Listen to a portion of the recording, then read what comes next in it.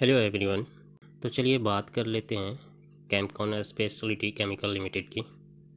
And अगर return की बात करें तो आज स्टॉक में 0.23% के हिसाब से गिरावट देखने को मिल रहा है।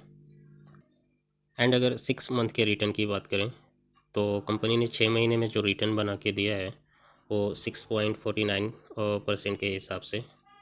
एंड अगर वहीं 1 मंथ के रिटर्न की बात करें तो 1 महीने में जो कंपनी ने रिटर्न बना के दिया है वो नेगेटिव रिटर्न है, -5%, -5.77% के हिसाब से। एंड अगर 5 डेज़ की रिटर्न की बात करें तो 5 डेज़ में जो कंपनी ने रिटर्न बना के दिया है वो 3.81% के हिसाब से है।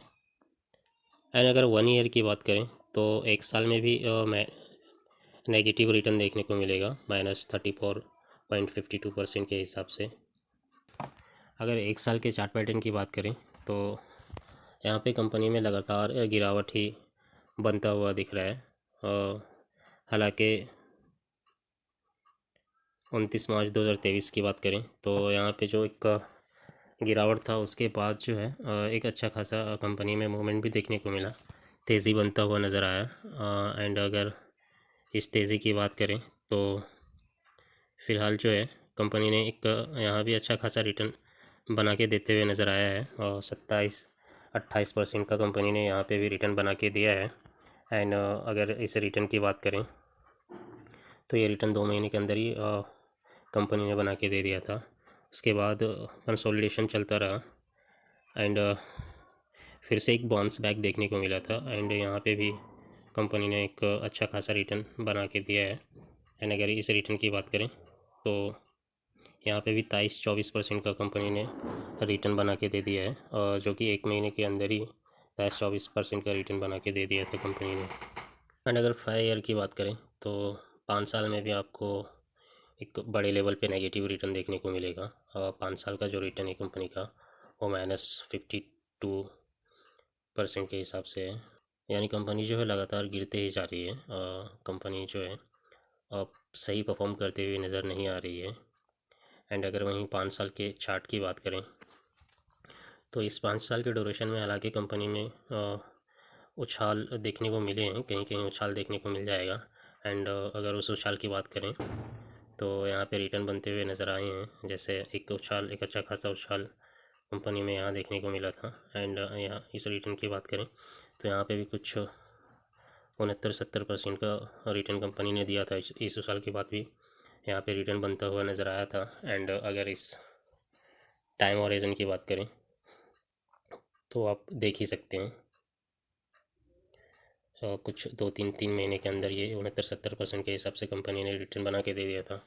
फिर कंपनी में एक लंबी गिरावट आई एंड उसके बाद भी कंपनी जो है उछाल दिखा के एक आगे बढ़ता हुआ नज़र आ रहा है। तो किसी भी कंपनी में ऐसा ही होता है, बिकॉज़ अगर हम पीक पे ख़रीदते हैं तो वो क्या है कि हम लंबे समय के लिए फंस जाते हैं। तो आप अगर किसी भी कंपनी के शेयर को ख़रीद रहे हैं तो कंपनी को एनालाइज़ कीजिए, बिकॉज़ कंपनी का फंडामेंटल देखिए, कंपनी का सेल्स देखिए, रेवेन्यू लगातार कंपनी का जनरेट हो रहा है या नहीं हो रहा है। नेट प्रॉफिट देखिए, कंपनी के नेट प्रॉफिट में इजाफा हो रहा है या नहीं हो रहा है। एंड कंपनी का बिजनेस देखिए, कंपनी क्या बिजनेस करती है एंड किस सेक्टर से बिलोंग करती है।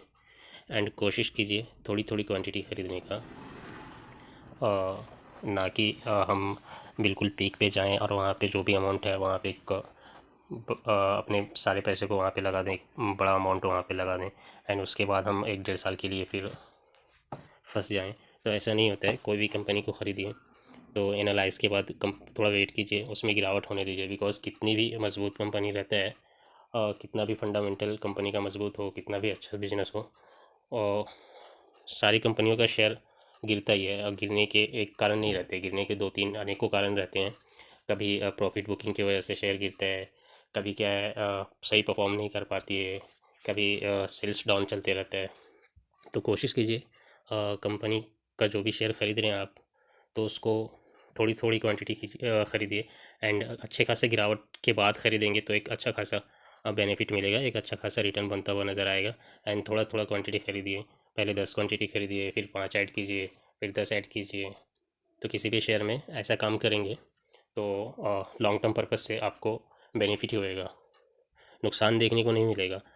अभी कैसा है, जिन्होंने यहाँ पे इस कंपनी को ख़रीदा होगा, यहाँ पे जिन्होंने इस कंपनी को ख़रीदा होगा और एंड एक अपने सारे अमाउंट को यहाँ पे लगा दिया होगा, तो आप देखिए वो अभी तक गिरावट ही देख रहे होंगे, उनको कुछ प्रॉफिट दिखता हुआ नज़र नहीं आया होगा।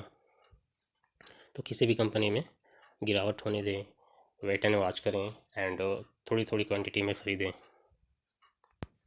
एंड अगर मैक्सिमम रिटर्न की बात करें तो यहाँ पे भी आपको सेमी रिटर्न देखने को मिल जाएगा, बिकॉज़ कंपनी जो लिस्टिंग हुई है कुछ 2020 में लिस्टिंग हुई थी कंपनी, 1 अक्टूबर 2020 को लिस्टिंग हुई थी एंड तब से ही कंपनी में गिरावट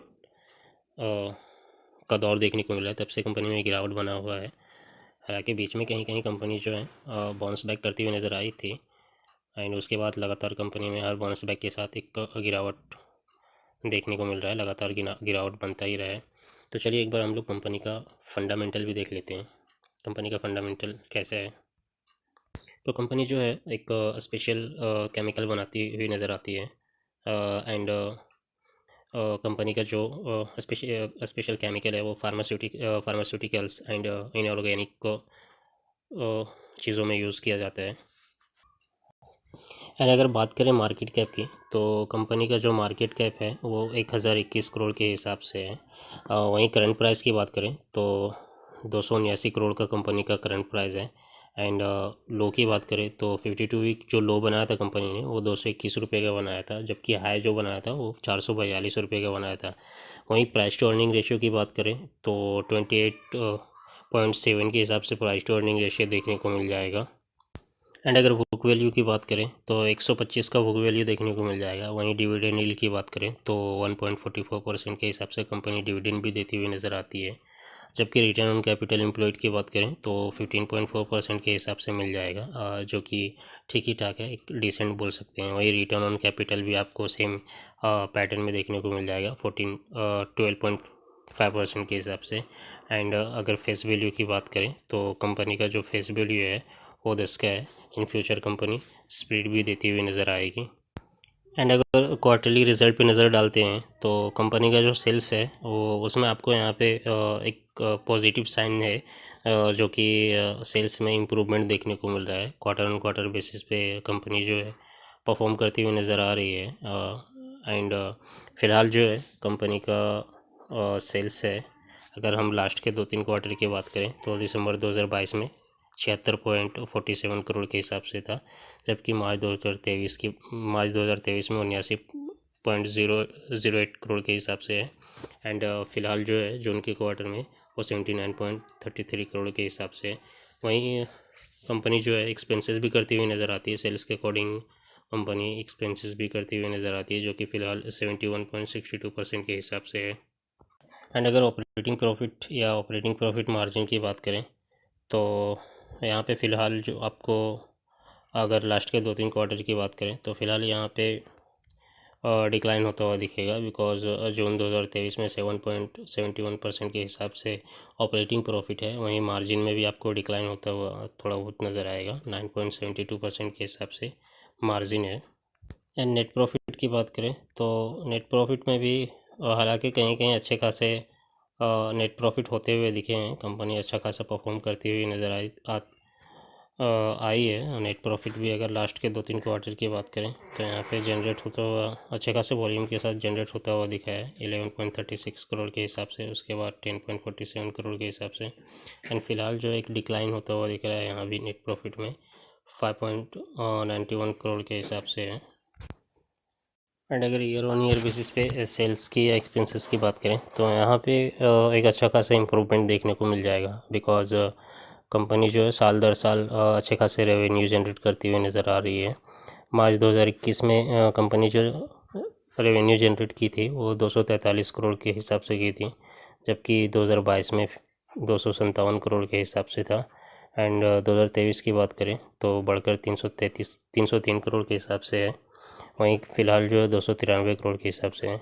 वहीं एक्सपेंसेस भी कंपनी जो है रेवेन्यू के अकॉर्डिंग करती हुई नज़र आ रही है, एंड फ़िलहाल जो एक्सपेंसेस है कंपनी का वो 248 करोड़ के हिसाब से है। एंड ऑपरेटिंग प्रॉफिट मार्जिन साल दर साल देखें तो यहाँ पे भी आपको बढ़ता हुआ दिखेगा। एंड फ़िलहाल जो है लास्ट के 2-3 क्वार्टर से डिक्लाइन होते हुए दिख रहे हैं, बिकॉज 82 से 71 पे आ गया है। एंड फ़िलहाल जो 45 करोड़ के हिसाब से है। वहीं मार्जिन में भी आपको गिरावट देखने को मिलेगा 32% के हिसाब से मार्च 2022 में था, जो कि 23 में थोड़ा गिरकर 23% के हिसाब से हो गया। एंड फ़िलहाल जो 15% के हिसाब से है। अगर नेट प्रॉफिट की बात करें तो अभी लगातार आपको बढ़ता हुआ दिख रहा है नेट प्रॉफिट भी। हालांकि फ़िलहाल जो है सेकंड लास्ट या थर्ड लास्ट क्वार्टर की बात कर लें तो यहाँ पे जो है एक डिक्लाइन होता हुआ दिख रहा है। फ़िलहाल 36 करोड़ के हिसाब से कंपनी का नेट प्रॉफिट है। वहीं शेयर कैपिटल या रिज़र्व की बात करें तो कंपनी का शेयर कैपिटल भी बढ़ता हुआ नज़र आ रहा है। कंपनी का जो शेयर कैपिटल है वो लगातार बढ़ता हुआ नज़र आ रहा है। एंड फ़िलहाल जो कंपनी का शेयर कैपिटल है वो 37 करोड़ के हिसाब से है। वहीं रिज़र्व की बात करें तो वो भी आपको लगातार बढ़ता हुआ दिख रहा है। मार्च 2020 की बात करें तो 115 करोड़ का रिज़र्व था कंपनी के पास मार्च 2020 में, जो कि लगातार बढ़ता हुआ नज़र आ रहा है। एंड फ़िलहाल 421 करोड़ के हिसाब से कंपनी के पास रिज़र्व है। एंड बोरोइंग की बात करें तो यहाँ पे बोरोइंग कंपनी के पास जो है फ़िलहाल मार्च 2021 में एक अच्छा खासा पॉजिटिव साइन देखने को मिल रहा था, बिकॉज मार्च 2020 में कंपनी का बोरोइंग था वो 46 करोड़ के हिसाब से था, जो कि 21 में घटकर सिर्फ 6 करोड़ का हो गया था। अगेन बोरोइंग जो है कंपनी का बढ़ता हुआ नज़र आ रहा है। एंड फ़िलहाल जो है 64 करोड़ के हिसाब से कंपनी का बोरोइंग है। बट रिज़र्व की बात करें तो बोरोइंग के अकॉर्डिंग कंपनी के पास रिज़र्व भी अच्छे खासे हैं। एंड लगातार कंपनी के रिज़र्व भी बढ़ते हुए नज़र आ रहे हैं। अगर टोटल एसेट्स की बात करें तो कंपनी का जो टोटल एसेट्स भी है वो भी अच्छा खासा उसमें भी आपको बढ़ोतरी देखने को मिल जाएगा, बिकॉज अच्छा खासा मार्जिन के साथ टोटल एसेट्स भी बढ़ता हुआ नज़र आ रहा है। यहाँ पे 226 से बढ़कर 404 हो गया और 404 से बढ़कर 498। एंड फ़िलहाल जो है 553 करोड़ के हिसाब से कंपनी के पास एसेट्स है। एंड अगर नेट कैश फ्लो की बात करें तो थोड़े बहुत नेट कैश फ्लो भी है कंपनी के पास फ़िलहाल 9 करोड़ के हिसाब से है। एंड सेकेंड लास्ट ईयर की बात करें तो 11 करोड़ के हिसाब से कंपनी के पास नेट कैश भी था। एंड अगर शेयर होल्डिंग पैटर्न की बात करें तो प्रमोटर का जो यहाँ पे स्टेक है वो एक अच्छे खासे मार्जिन के साथ यहाँ पे उनका स्टेक है प्रमोटर का, बिकॉज इनका जो स्टेक है वो 74.47% के हिसाब से है। एंड इतनी गिरावट के बाद भी प्रमोटर ने अपने स्टेक को कम नहीं किए हैं, तो कहीं ना कहीं इस कंपनी के लिए एक पॉजिटिव साइन है।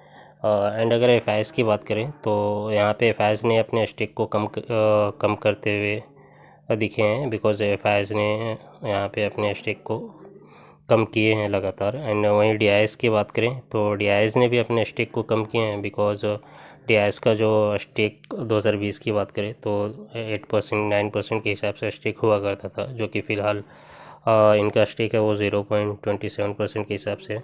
वहीं पब्लिक की बात करें तो पब्लिक के पास फ़िलहाल जो स्टेक है वो 25.25% के हिसाब से। एंड इन्होंने अपने स्टेक को बढ़ाए हैं, जो कि अगर सितंबर 2020 में इनका स्टेक देखें तो 14-15% के हिसाब से था, जो कि यहाँ पे लगातार इन्होंने थोड़े थोड़े अपने स्टेक को बढ़ाए हैं।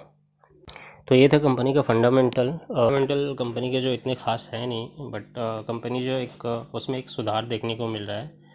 एंड सबसे बड़ी बात है कि यहाँ पे प्रमोटर के स्टेक कम नहीं हुए हैं।